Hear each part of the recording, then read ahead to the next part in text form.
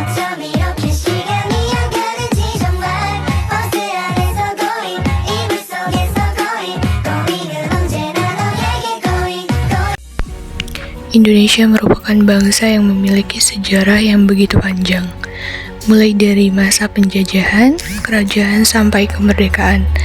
Hal ini tentunya tak mudah untuk mencapai suatu kemerdekaan, dengan penuh perjuangan keras hingga membawa bangsa ini mencapai cita-citanya. Seluruh rakyat Indonesia mempunyai peran dalam memperjuangkan dan mempertahankan kemerdekaan. Di era globalisasi dan pesatnya perkembangan teknologi komunikasi sekarang ini mengakibatkan pudarnya rasa nasionalisme oleh masyarakat Indonesia, khususnya di kalangan para remaja atau generasi muda. Pengertian rasa kebangsaan. Yudosono tahun 1996 memberikan definisi tentang rasa kebangsaan seperti berikut ini. Rasa kebangsaan adalah kesadaran berbangsa, yaitu kesadaran untuk bersatu sebagai suatu bangsa yang lahir secara alamiah karena sejarah, karena aspirasi, perjuangan masa lampau, karena kebersamaan kepentingan, karena rasa senasib dan sepenanggungan dalam menghadapi masa lalu dan masa kini serta kesamaan pandangan, harapan, dan tujuan dalam merumuskan cita-cita bangsa untuk waktu yang akan datang. Dengan kata lain, rasa kebangsaan itu adalah perekat yang mempersatukan dan memberikan dasar kepada jati diri kita sebagai bangsa. Rasa kebangsaan atau nasionalisme menurut L. Stoddard.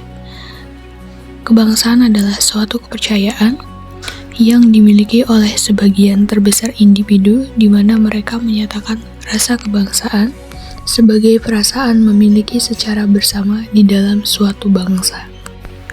Selanjutnya, menurut Louis Nader, nasionalisme adalah hasil dari perpaduan faktor-faktor politik, ekonomi, sosial, dan intelektual. Pada hakikatnya, nasionalisme tidak dapat dipisahkan dengan ideologi.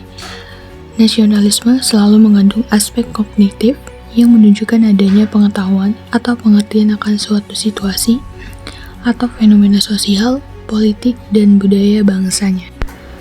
Adapun faktor yang menjadi penyebab lunturnya rasa kebangsaan yang disebabkan oleh dua faktor. Yang pertama, faktor internal. Hal ini terlihat dengan semakin terkuaknya kasus-kasus korupsi, penggelapan uang negara, dan penyalahgunaan kekuasaan oleh para pejabat negara, membuat para anak enggan untuk memperhatikan lagi pemerintahan. Pemerintahan yang terjadi sekarang dianggap sangat kacau dan merugikan rakyat.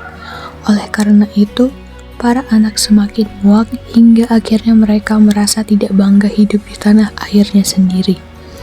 Sikap keluarga dan lingkungan sekitar yang tidak mencerminkan rasa nasionalisme, sehingga para anak meniru sikap tersebut. Para anak merupakan peniru yang baik terhadap lingkungan sekitarnya. Jika suatu lingkungan bersikap baik, maka para anak juga akan tumbuh menjadi anak yang baik.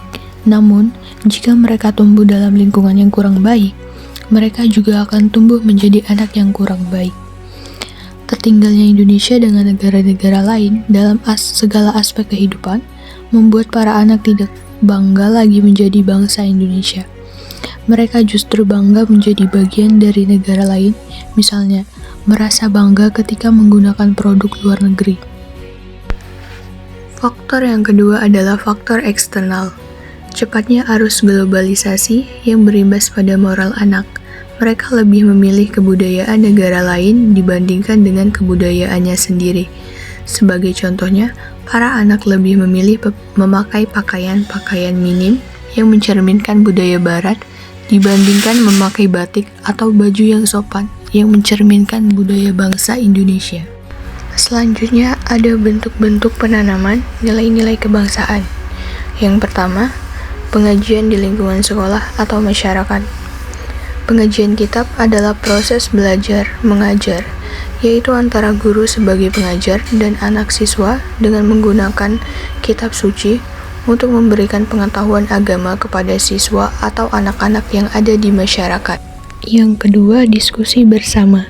Kegiatan diskusi ini tidak terbatas antara siswa saja, namun bisa pula terjadi antara orang tua dengan anak.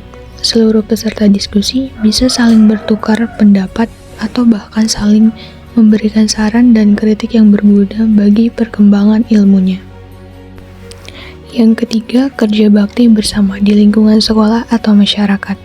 Salah satu contoh kegiatan lain yang merupakan bentuk pemaknaan penanaman nilai-nilai nasionalisme dalam lingkungan kehidupan sehari-hari di anak-anak sekolah dasar contohnya adalah kerja bakti bersama. Pelaksanaan kerja bakti ini pada umumnya tidak terikat waktu. Kapanpun itu, jika dikehendaki, maka kegiatan akan berjalan.